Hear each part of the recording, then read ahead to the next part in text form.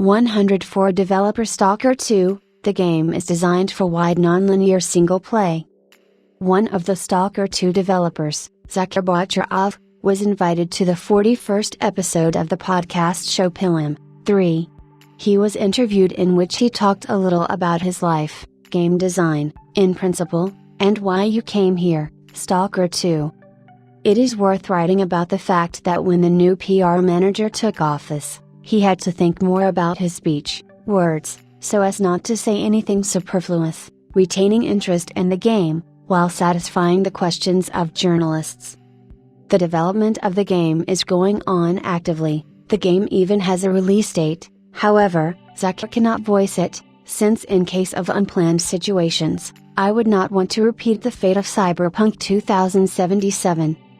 GSC Game World wants to increase the audience of the game, which it successfully copes with. Both residents of European countries and one Asian, Japan, were interested in a trailer on YouTube.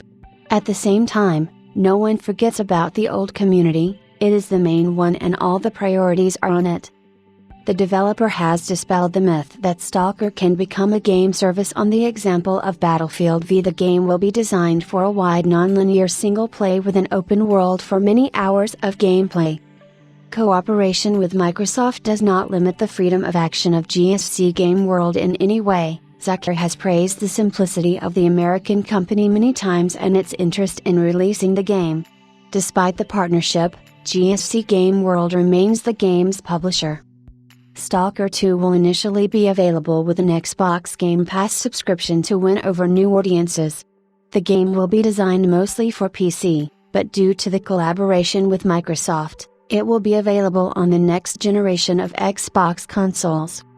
According to Zach, one can feel that the developers were driven into a tough NDA, which does not allow them to shake up something serious. Perhaps that is why the company manages to avoid early leaks of the game.